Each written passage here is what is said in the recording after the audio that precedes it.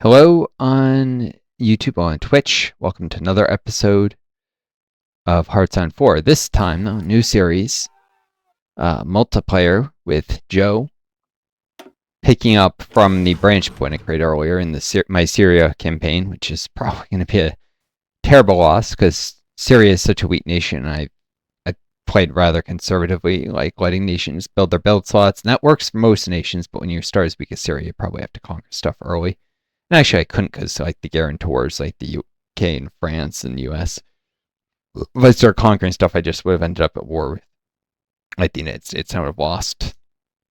I might have been able to like gobble up Jordan and then have like a standoff with the US because they wouldn't be able to really naval invade me. But if I tried something like Saudi Arabia, they would have landed troops in one of the ports, and yeah, it just would have been bad.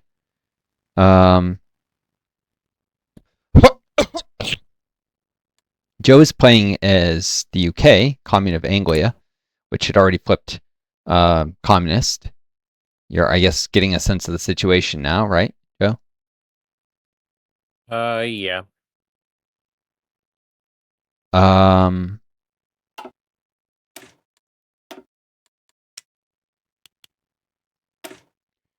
Let's see. Is there a way to turn up the volume here? Focus tree is about halfway done.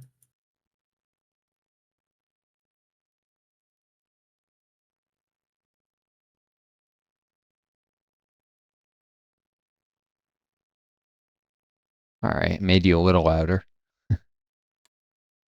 That might not be. Say something.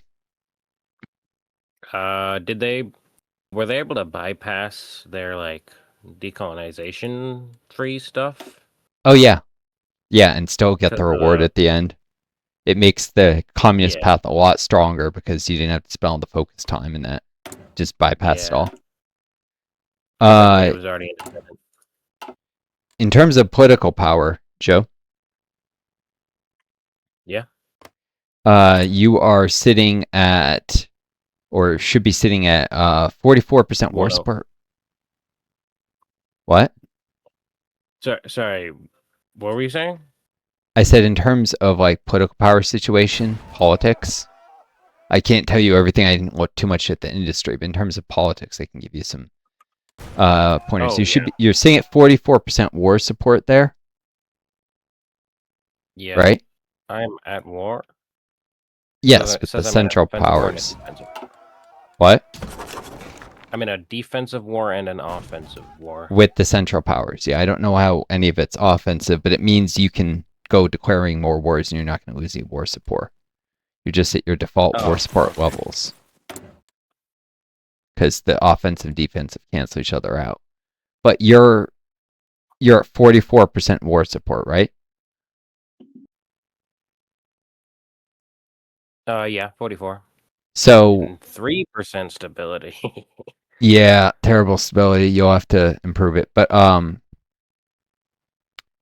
MI6 gives stability now. Anyways, so you're gonna want to run. There's a war propaganda decision you can only run under 50% war support, so you're gonna want to run that fairly soon. Oh yeah. Okay. After you finish, you should be doing for the good of the revolution. After you finish that and remove your huge debuff to recruitable population factor, you probably won't want to do either of the focuses below that because you want to follow Moscow after they finish their civil war, one way or another. Yeah. So you could, I don't know, you could not run a focus for a little bit, or you might have some like industrial focuses to do.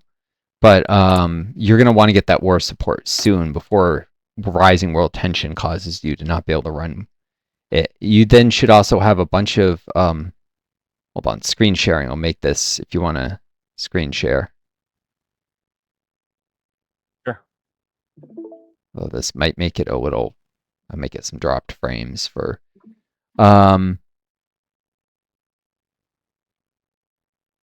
Yeah, you probably want to do naval rearmament next because you'll need the dockyards. Past that, I can't really tell you what to do. Also, Vickers facilities to the left there.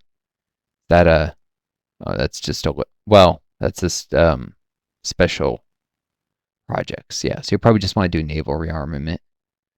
Maybe what's Special Air Service give? Special Forces capacity training time. So yeah, if you want to do a bunch of special forces, maybe that, but definitely naval rearmament. And past that I really can't tell you, but if you go over your decisions, because like I said, it's gonna mostly yeah, you might also want to grab the equipment repair yards, I guess, on the naval branch. So you might probably want to run your naval branch mostly after you finish your current focus, because repair yards gives you extra dock yards and faster ship repair speed, which is good. Yeah.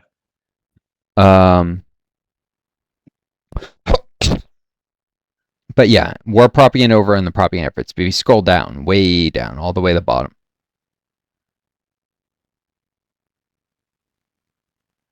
Sessions with the trade unions? Yep. These are all special focuses the UK gets. They can help them to flip communists before they flip, and after you can do these in limited times, but the cost goes up each time by 10.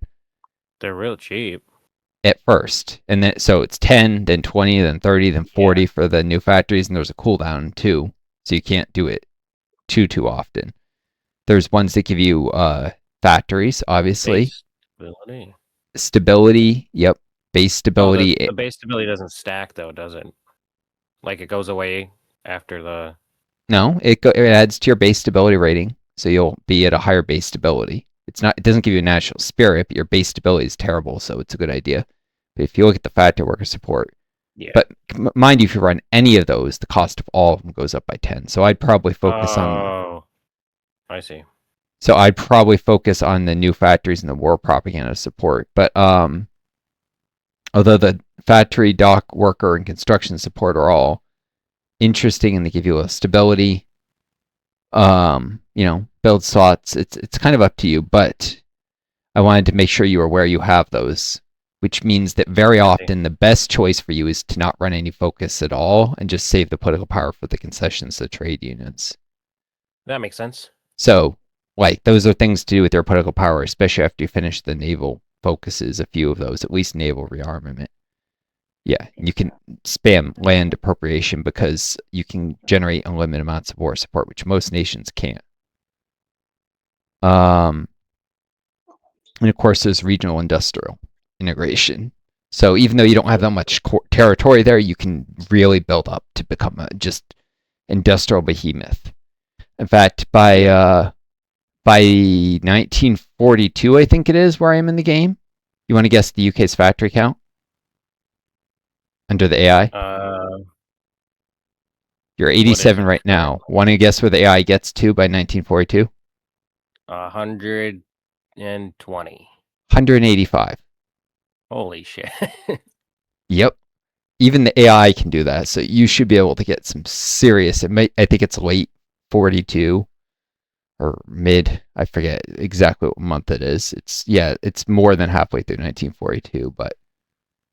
So in a little over 2 years, they more than double their factory count. You can do even better, I'm sure. Should I cancel this dockyard that I've got? Why would you cancel it? It hasn't started yet. Yeah. Although, actually, I've got plenty of civilian factories already, huh? Yeah, ships take a long time to build, and it's not gonna be too long before you're at war with the United States. Who are your advisors right now? By the way, you got a Baron of Terror and a War Industrialist. That's the UK also gets these half-priced, half-benefit advisors while they're flipping communist. You may eventually want to replace them with someone more useful. Orwell, in particular. George Orwell? Oh my God. Gives you war support. Yeah, I mean, he was a socialist. He just historically... What? I did not know he was in the game. He is. Historically, he was a major, prominent socialist novelist in the UK. He just historically sided with the bourgeois against, he was still convinced the Soviets were evil. That he sided against basically communists everywhere just because he hated the Soviet Union. He was anti-Stalinist. What? He was very anti-Stalinist. So he Yeah, should and a probably terrible leave if human I being. follow Moscow. What? He should probably leave if I follow Moscow. But I don't know if they program that. If you hover over it, it'll tell you. Some advisors do leave in situations like that. Nope, as As long long as as you're I'm not a communist. supervised state. What? As long as I'm not a supervised state and I stay communist. Yep. I mean, yep. Um, some of them may become available in certain situations. He's not bad. 10% communism support, Yeah. 10% war support. Yeah, you're going to want to get your stability up. One way to do that is to increase your ruling party popularity.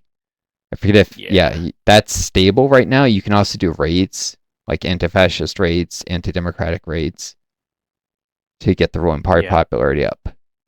That'll give you, and that'll also give you some base stability and improve worker conditions. So you got a lot of decisions to do. Political actions for stability, concessions to trade unions, I would say for build slots, but also eventually war support and war propaganda for war support. I would start with war propaganda, then work my way to improve worker conditions, and then I work could my start way with to. this one for war support. Really cheap. The thing is, that'll drive up the cost of trade union support for new factories. Should I So, do this one first then? gives you some stability. Yeah, you could probably do that now. I would definitely beeline war support. It's not going to take long for world tension to reach high to get a lot higher. So you need to do that, or you lose. That's going to be more efficient than the trade union war propaganda support because the each decision is more expensive than the last. That may be only 35 now, but it's like it's like paying 75 later or something, Yeah. or 100 I later. see. Save. So you Yeah. If I save the price, it'll be cheaper in the long run. yeah. So I would Where's the do second only use for a Yeah, I would increase your little while? war support so you can get war economy. I would improve working conditions because you're terrible stability. I would do anti-fascist and anti-democratic raids. It would actually be better to do anti-democratic raids first because there's more Democrats than fascists, and then anti-fascist, and just keep flipping them based on whichever party is bigger at the time. Okay. So you got political raids, worker conditions, war propaganda, trade union support for new factories, and trade union war propaganda support. All these things need doing. And also, you got all those little. Oh, I have Bermuda still. Yeah. Which you can build up with one of your focuses as a launch evasion point for attacking the United States. If you go to the Stalin's don't have the Falklands. Good. Why not? Because there's no imperialism in this alt history. The UK basically stayed in its borders. It didn't even take Wales. But I have Bermuda. Bermuda is also a. That's because there was no releasable tag for Bermuda. If there was, they probably would have made it independent, and it would have broken focuses too. But yeah, Joe, I don't know if this is like ADD stuff, but Joe, come out and play. Sorry, that's like a horror movie theme. I'm sure. What is that? Children of the Corn or something? Maybe. I don't watch a lot of horror movies. You're gonna give me a headache, man. So Sorry. actually you're already so so see all those nations like Wales and stuff, Northern Ireland? Yeah. Easy pickings. Yes, the US will guarantee them, but you're going to end up at war with the US before long anyway. So if you want, you can justify in them. It'll cost a little political power, but it'll give you some more manpower, some more factories. Right now? You can do it any time since you're already communist. So it's just, and it takes longer than, say, for a fascist nation to justify. So something to think about. Oh yeah, and on the far right, you can remove one pop-up. I'm offering military access. Definitely accept that. I can make factions. What? I can already make a faction. Yeah, you can, but you should instead join the Norwegian faction. The AI probably won't let you, but when I swap to play Norway, There's a... for now they're just they control part of Denmark and the rest is their puppet, but won't join the war. It's like a neutral puppet, but it will cause problems for Norway because it'll push tension. Oh, the Northern International. Okay. Yeah. You're really soft. I'm gonna turn up Discord. Hold on.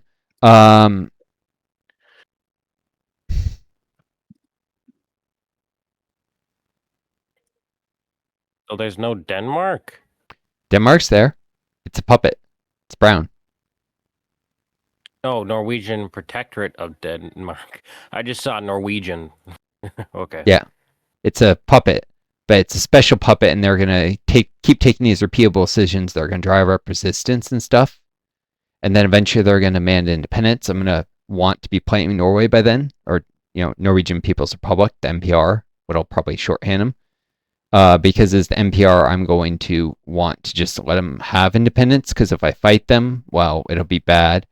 And if they get independence, they're already communists, so I can probably faction with them. After a little while, anyways. Yeah. Why would I I try and insist on keeping them a puppet, except for formable someday? Yeah, the AI is probably not going to let you. Although you can improve if you go back to NPR. There, you can improve relations by asking for military access, non-aggression pact. Both these things will improve their opinion of you. I would definitely start with the military access and then non-aggression pact and negotiate licenses even. Yeah. Is improving relations with political power not worth the political power? Probably not. There's not, except for like focuses where you have to have over a certain opinion.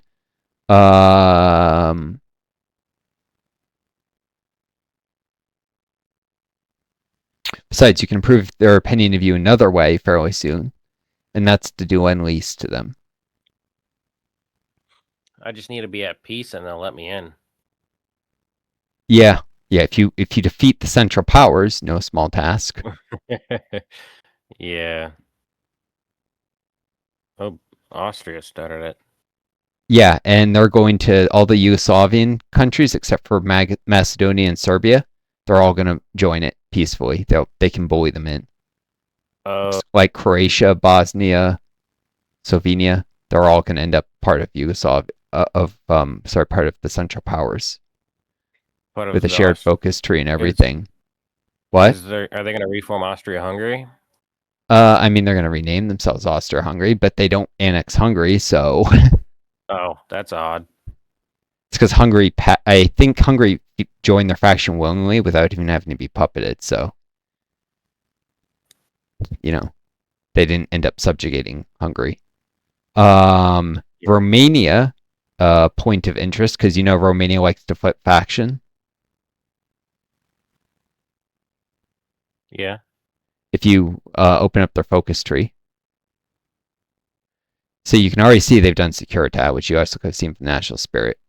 After a little while, the forced abdication, that'll flip them communist. They can't go pro-Axis because there is no Axis, and there's no allies, because that's based on you being a faction leader and being democratic, or... Yeah. No, actually, if you're communist, it gives communist support. That's right. But you would have to be a faction leader. So what's going to end up happening is they'll do that eventually, and then they can change of allegiance decision once they do that, which allows them to actually join whatever faction. If you're, I don't know if you have to be a faction leader or part of a faction. So I know in the single player save they could do it to join the British communist alternative. If it's Norway that leads the faction, you're just part of it. I don't know if they can flip, and it may be better they don't. I don't know. But they might betray the Central Powers. Romania likes to betray whatever faction they join first in the game. That's just, you can never trust Romania in this game. Okay. So, the People's Republic of China is also part of the faction, and they're at war with China. And Queen China is at war with China. So they're a co-belligerent, but not part of the faction, Queen China. Yeah, Ching. So, yeah. So I'm going to try and send lots and lots of Lend-Lease to the People's Republic. The thing you can do I'm about to join the Northern Alliance faction, the Northern International. So I'll be able to send lend-lease to People's Republic of China. I don't remember if that waives the world tension requirements being in the same faction, or if I have to wait for 50% world tension, which is very, very soon. But when it hits 50%, you should start sending lend-lease on a massive scale to Norway. Because a strategy here, probably necessary for wiping Norway and Sweden out. I don't love doing it because they can add build slots and stuff if they stick around. But this is probably going to be about momentum because you're going to have to face the United States eventually. They still have the U.S. tree. Yep, and they're in a faction with Canada. Canada created a faction and invited them in via its focus tree. Canada's a little smaller. Or have they not done that yet? They're about to do it. If you click on Canada there and see open their focus tree, see the Joint Defense Board on the left below patriation. You can know they're doing that because they haven't shown any sign of going fascist or communist yet, which means they're going to form a faction with the U.S. The U.S. will be the faction leader. It's the North American Alliance just below that. Okay. So Canada and the United States form a faction, and then they'll bring Finland into the faction.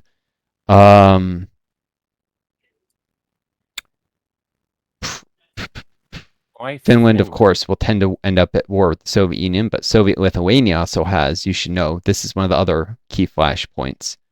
You click on Lithuania there, which willingly went communist and made itself a Soviet puppet for help in their civil war, flipped communist.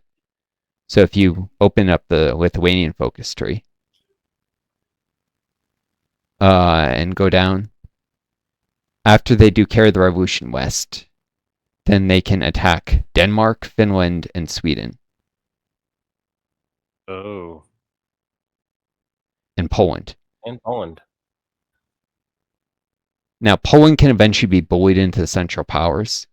Finland will tend to join the United States faction via a focus in their tree. Denmark is already a Northern Alliance puppet, and Sweden can end up joining one of the factions if there's like a co-belligerent thing. They're trying to flip fascist, but they won't because they won't realign their radio station for fascism, and they actually hire a pro-democracy advisor, if I remember. So they won't actually, or no, they don't hire the advisor, but they don't realign the radio station, so they'll never actually flip fascist. They went down their fascist tree part way, but they won't actually finish it. I think they were trying to do the one where they become a German puppet, but since there is no Germany, they can't actually do it.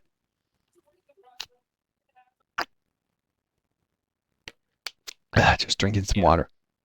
You click on the Finland's focus tree. I'm going to swap back to looking at Syria here because I should stop doing this before my audience gets completely bored.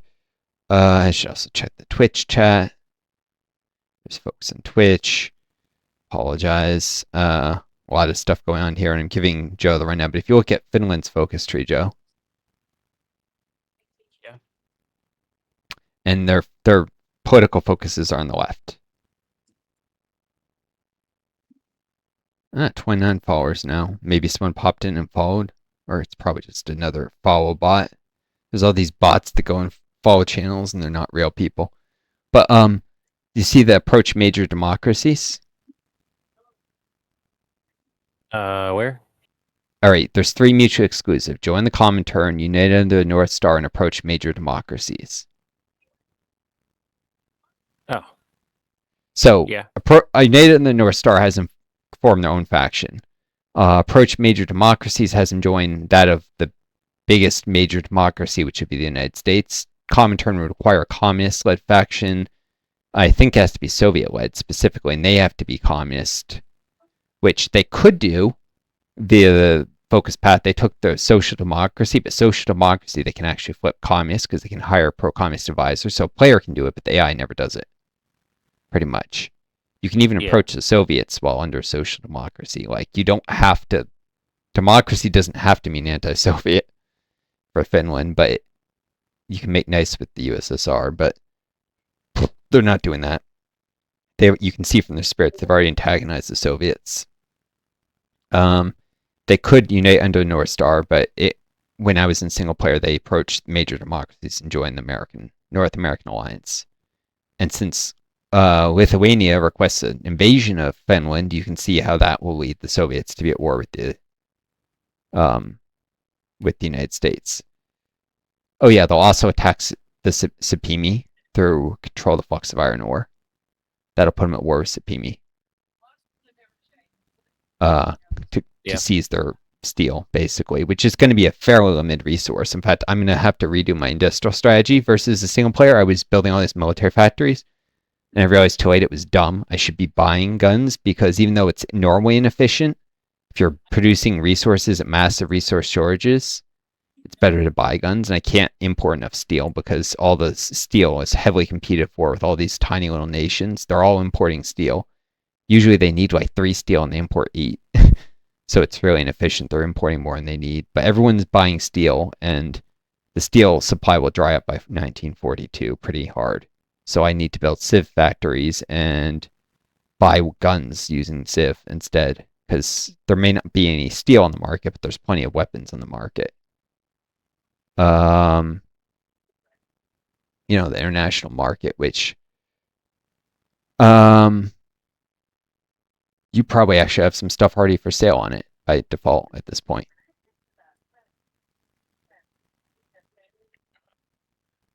Weapon sales are kind of inefficient, and world tension is almost 50%. So if you can send me any trains, how many trains do you have out of curiosity? It should be your logistics. I mean, you have 10 on the market, but how many do you actually have?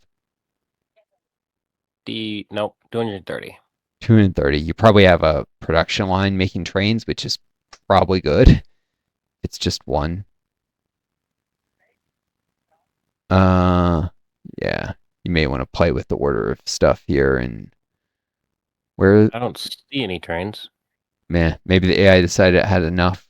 It might be at the very bottom below ships, if maybe not. No, I don't see Nope. any. Oh, well.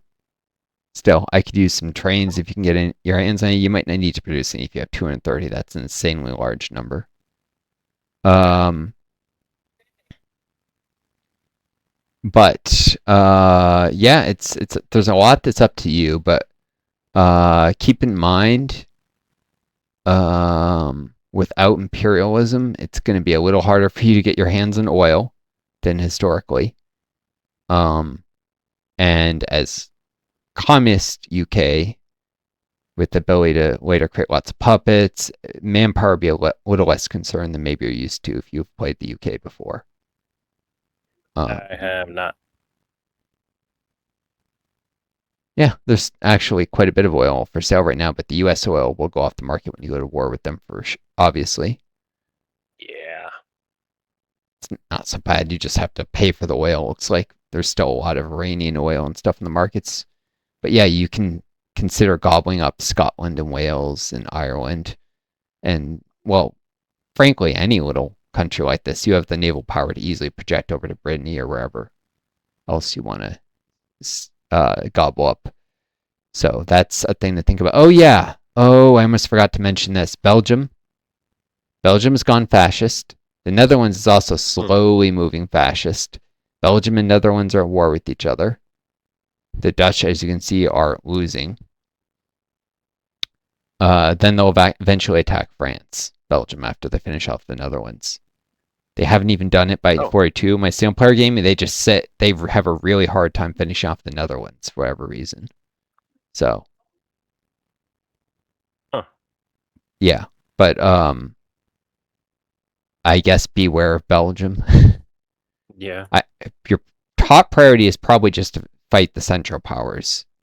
The front line, Joe, you keep looking at everything, but all right, the front line there is in Switzerland.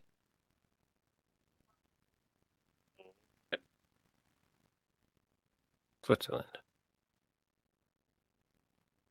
That's the front line between Switzerland and Austria there. Oh. I see. Yeah. Your Switzerland is a co-belligerent with you. I don't know. You probably have military access on Switzerland, or you can get it. If you don't, you don't have it. Well, you can get it because you're at war with the same power. Yeah. And France too, if they haven't given it to you.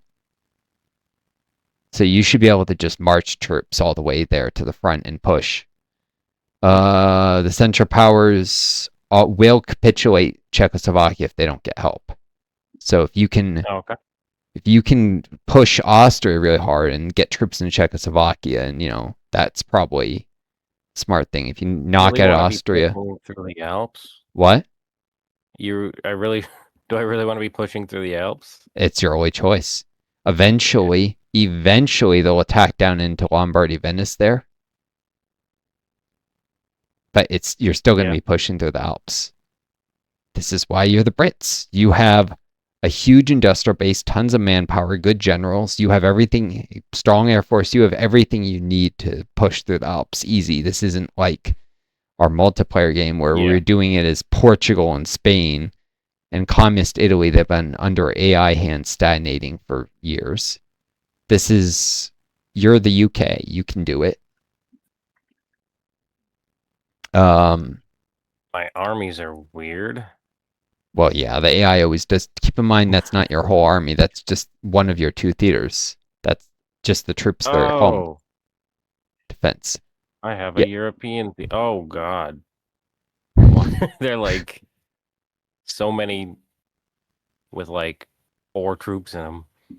yeah. They may be all specialized for different things. It may just be you're gonna have some cleaning up to do, obviously. Yeah.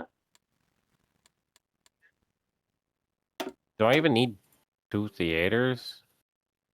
I would suggest keeping two theaters, yes, because They're both in.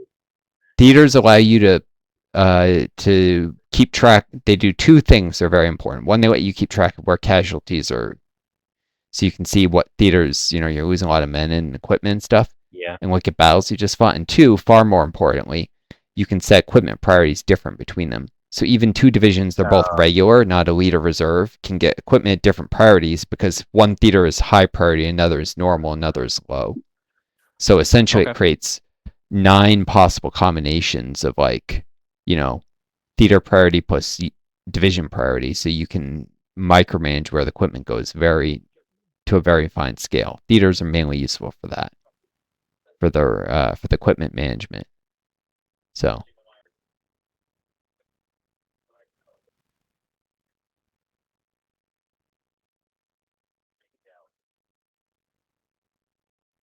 I can't trade with Scotland. they have none left for export. You are trading with them. It just means there's no more tungsten to buy from Scotland. They have 22 and you're buying 8, and all 22 of their you can't, if you want to buy more tungsten, you need to find it from someone else. They're already sold out. Of I'm course, you still don't. getting the 8 that I'm buying, right? Yeah, and you Yeah. don't need Okay. 8. You only were in -1, if as you see. The AI was buying 8 tungsten when they only need 1. Should I So cancel it? you could cancel it. Yeah, it would only give a very small debuff to your production, and it would save you a whole sieve. So Yeah, that makes similarly, sense. aluminum would only be at -3 if you cancel. But keep in mind, you may want to change. You build more factories or change. So I would see if there's any immediate adjustments you want to make to your industrial production. Um, This or these may be sorry. decent. These may be terrible. I have definitely not poked into the British industrial screens. I could not tell you what you want to keep and what you want to get rid of.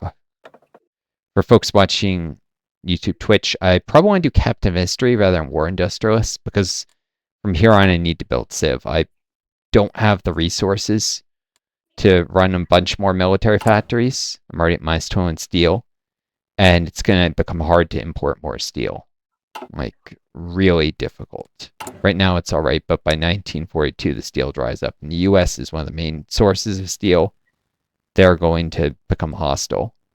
everyone's going to start buying British steel. Oh, you hear that, Joe? Yeah. They're coming for your steel. Eventually, you're going to be like sold out on steel. That happened by 1942, Megan. That's probably part of why your factory count was so high, is because Oh, people start buying tons of steel from you. sweet. Um, Rubber is actually relatively abundant. Oil is reasonably well, actually. Ismo a Amerindian state? Where even That's is that? Grand Columbia. Oh, yeah. Okay. Venezuela. That's Venezuelan oil, basically. Yeah. Iranian and Venezuelan oil. Although the U.S. can blockade the Venezuelan oil. But yeah, I may need to do a sieve and just buy guns because if I'm running at a huge resource deficit, I'm better off just buying weapons instead of producing with factories at like minus 75% lack of resource penalty, and it's actually worse right now. I have one factory at minus 90%, and my dockyard's an average of minus 98.3%. So they're producing almost nothing. I could probably Alright, I'm buy just gonna merge my divisions up. merge them. Or, well, armies. Sorry. Oh, yeah, you could. Though keep in mind when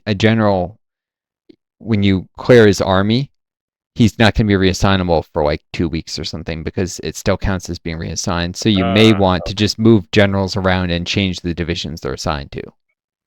If you have a general that would be good at something, and they're a general is more than just their skill points. There's things like, are they old guard, which gives them extra entrenchment? Are they politically connected, which makes them gain XP slower? There's a whole lot to consider. Usually the ones Yeah. who are assigned are at the bottom of the list here. These are all I, unassigned generals, or ones you I have a just done. politically connected old guard. Yeah, for instance. But if you scroll to the bottom, you'll see all the ones who are currently assigned to units. Most of them have traits, so you can also look at their details screened by their portrait to decide what you want them to do. This is part of why I decided to play Syria. It's a tiny little nation, and from the very beginning, I had control over who gets assigned to do what.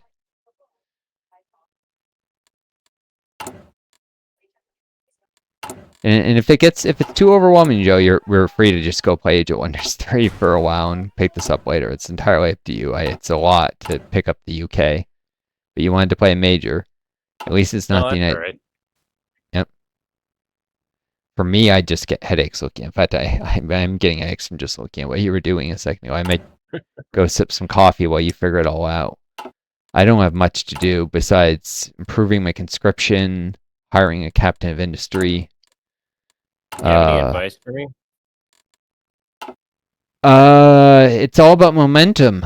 It's easy to sit and build up industry or something, or very conservatively push, and I'm way too subject to doing that myself. It's my biggest flaw is I'm not aggressive enough for games like this.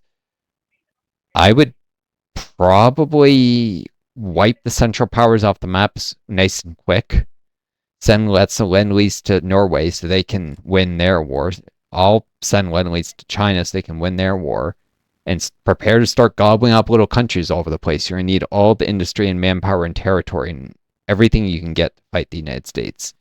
And mind you, you conquer a country, you get some more industry, but you also have more ports to defend and stuff. So it benefits you more than it hurts you, but it doesn't bring you that far ahead. So you really do have to gobble up an awful lot to take down the U.S. because the bigger you get, the harder it is to defend yourself. So yeah, it's not easy. But this is a fragmented world, so there's tons of little countries to gobble up, and none of them can pose much of a threat. And there's no one to stop you, really, except the Americans, who are going to be our enemies. Why wasn't the U.S. split up? Because there were no tags they could fracture them into, and if they did, it would completely probably make the game too easy. I don't know. You can't get achievements this way anyways, but... surprised that I guess they just have civil wars. They don't. Still, it's kind of surprising. I mean, they could have done something. They could have had them split, but they didn't, and so they're the by far the behemoth of this map because Yeah, almost everyone else isn't split, but the U.S. nope, not at all. China's like unchanged. Yep, China started fragmented, so yeah, nothing really changed. The Dutch East Indies are a thing. Yep, even though they're not Dutch, they're not a puppet. Oh, so it's just Indonesia, Yep, basically. it's just Indonesia, but because they didn't like gain independence, they didn't get the automatic rename. And they're democratic, Uh, ruled by Sukarno, who was like the guy who ruled them after they got independence historically. He was an anti-imperialist, and the CIA did a coup against him and replaced him with the dictator who did the Indonesian genocide because he was too left-leaning for the CIA and State oh, Department. And then we gave kill lists to the Indonesian government for the Indonesian genocide. So that was one of the worst crimes of the United States empire ever. Like that's 1.1 million people murdered because of the U.S. government. jeez. A genocide perpetrated by the Indonesians, but it was only made possible by the United States stopping, the Soviets objected and you can't do anything about it. We will veto anything in the Security Council. And we gave guns and money and advice and intelligence to the Indonesian government. Like, they couldn't have done it. People talk about what's happening now in the Near East, but Indonesia was 100 times worse in terms of both number of people killed and how much the U.S. was directly involved. So that's like our original sin of imperialism. Not that we didn't conquer and coup countries, but we never killed over 1 million people before then. So Yeah. I mean, I guess a lot of people died in the Civil War because we wouldn't give up slavery in the South. But um, oh yeah, you'll notice Greece. They're a little rump state in Epirus. They tried to Yeah. attack Turkey and lost. So most of Greece is now under Turkish occupation. And someday, if Turkey controlled that territory long enough, someday they would eventually form a collaboration government. But it would, under Turkey, the way the AI runs, it would take forever. Their stability is at 0% is part of the problem. They're an Oh. Yeah, Turkey is an economic collapse. They went to total mobilization while doing a Tadism, and yeah, they've completely collapsed their economy. They'll recover eventually, but right now their stability is garbage. Actually, they're close to recovering from that. What? Oh yeah, Yeah, minus 40%. but it expires October 21st, so it's actually not much longer that they have to deal with that. Yeah. Um, yeah, Turkey is a very slow burn, like empire. Like you could play on like a fragment world like this, and if the right set of if no other large empires form, you could eventually become a behemoth. They have repeatable decisions for war support and manpower, and yeah, they're almost as there are a few nations that can just build up infinitely given enough time. In this game, Why Turkey, are, what? why are they in the central as if they're fascist? Central powers? Yeah. Historically, the Central Powers include the Ottoman Empire. Oh, I see. The Austria tried to recreate the Central Powers. They sent an invite to Turkey, and Yeah. because they're Makes fascist, sense. they said yes. They want to reclaim lost territory or glory or whatever. There are three nations that can really build up infinitely given enough time in this game, Joe. Turkey, communist England. You're one of them because the trade union decisions can be repeated. Well, actually, it's not infinite. I think you can only add one build slot per state, but it's still an awful lot of build slots you get from them. It's actually Yeah. more when you have cores on like Wales and stuff, but I don't think you can get extra build slots in Wales. Still, it's a pretty powerful. You can build pretty tall, but I guess not infinitely. And Denmark. Denmark can keep balancing welfare and warfare when they're not when they're a puppet like this, but when they're independent. and they can create like a welfare system that basically has them always paying the minimum amount of consumer goods and has really high stability. And they can also focus very heavily on warfare. So Denmark can just infinitely improve their national spirit. So they'll pass a certain point. You've capped out stability and war support anyways. So why does it matter? Turkey can infinitely improve their war support and stability and manpower through repeatable decisions, and you can add a lot of build slots to your. So you're one of the three really slow burn empires in this game that can just build up to a really incredible degree. Yeah. Less so since you don't have cores on Wales, Scotland, and Northern Ireland. And a normal start, you'd have more capability to build up. But it's still impressive. How many states do you have? It's at least a dozen. It's like at least a dozen extra build slots. Because you can infinitely repeat war support, you can also do industrial land appropriation everywhere. On top of, so you can have 3 extra build slots in every state that you have as a core.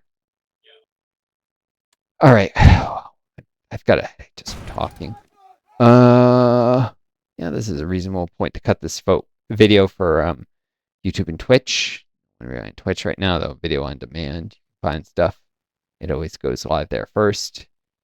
YouTube has a buffer. I'm gonna cut this to eat a snack while I guess Joe gets the hang of what's going on with the UK and his industry and his generals and his armies and his war plans. I'll pick this up for too long. Wish you all the best. Take care of each other. Be kind to yourselves. And may you always find a guiding star. We do hope to do. Best luck.